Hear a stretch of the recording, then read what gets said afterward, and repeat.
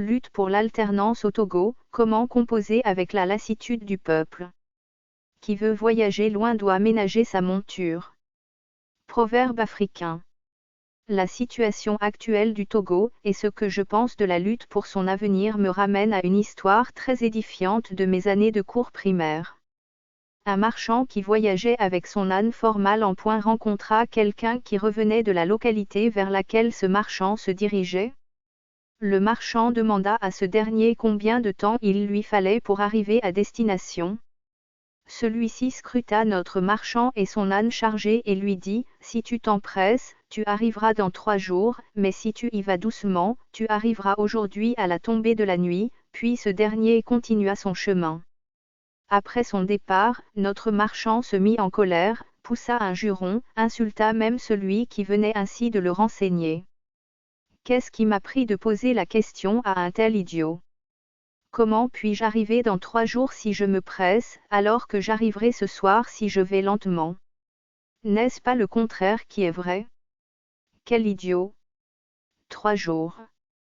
C'est le lendemain du marché.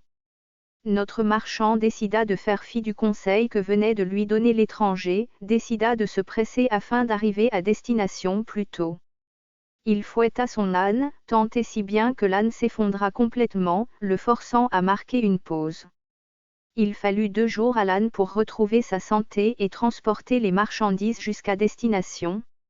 C'est-à-dire que le marchand arriva exactement 3 jours après sa rencontre avec l'étranger, et au lendemain du jour du marché pendant lequel il comptait écouler ses produits.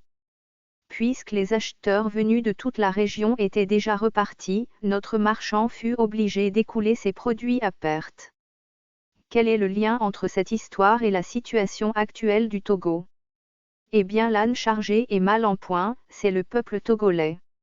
Le marchand, toute proportion gardée, c'est la classe politique, en l'occurrence celle qui se réclame de l'opposition, celle qui affirme lutter pour le changement politique et un meilleur devenir du Togo.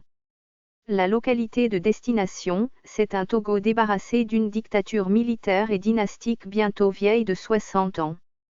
Et qui est cet étranger qui avertit le marchand que l'empressement allait le retarder?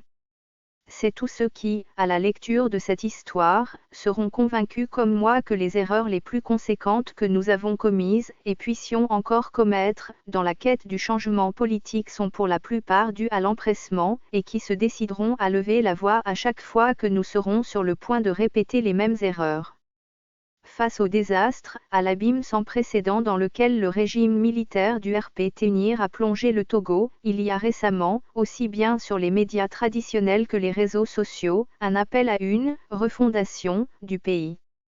Or avec les dirigeants actuels, on ne peut rien refonder, ce qui suppose avant tout de repenser la lutte qui devrait conduire à la refondation, la lutte pour le changement politique. Si la majorité des intervenants semble savoir que le peuple qui porte le fardeau de la lutte pour le changement est un peuple à bout, les interventions appellent à des actions qui sont susceptibles de pousser le peuple à l'effondrement total et à la remise en cause permanente de notre quête du changement, notre destination. L'une des erreurs que nous avons toujours commises dans cette lutte, c'était de toujours tirer sur la seule corde qui nous paraît capable de faire plier le régime parce que cette corde avait l'avantage de mobiliser assez de monde, ce fut le cas des grèves et autres opérations villes mortes et des manifestations de rue. Mais il faut se rendre compte que cette approche a contribué à la lassitude du peuple, l'équivalent de l'âne du marchand, car le régime a trouvé des parades aux cordes sur lesquelles nous tirons en tout temps. L'avenir de la lutte pour le changement politique réside dans des actions qui tiennent compte du niveau d'essoufflement du peuple et offrent des opportunités d'action politique parallèles circonscrites à des espaces géographiques et / ou culturels. Pour ne pas parler dans le vide, voici 2 pistes. En des termes pratiques, cela suppose de privilégier des actions politiques qui sont guidées de tout temps non pas par la seule intelligence des leaders politiques, mais aussi et surtout par les limites imposées par la lassitude ou les possibilités de résilience, telles que révélées par les échanges avec les citoyens. L'innovation ici serait de mettre en place des canaux d'échange entre la population et les leaders, en dehors des groupes WhatsApp, Facebook et autres qui sont trop marqués par l'hypocrisie et les éloges vis-à-vis des responsables de partis politiques. Certains soutiennent qu'il suffit que tous les Togolais de Lomé à Saint-Cassé sortent dans la rue, pour qu'ait lieu le miracle, c'est-à-dire la fin du régime militaire du RPT-NIR. Le problème est qu'au point où nous sommes, tous les Togolais ne sortiront pas dans la rue, non pas parce qu'ils ne le veulent pas, mais parce que les contraintes en termes de manifestations de rue, de grève ou de désobéissance civile sont juste insurmontables pour certains Togolais. L'innovation ici suppose qu'il faut en tenir compte, et accepter que les habitants de Tanjoaré, de Pia ou de Temeja qui estiment ne pas pouvoir participer à une manifestation de rue puissent mener d'autres formes de contestation qu'il leur appartient de déterminer.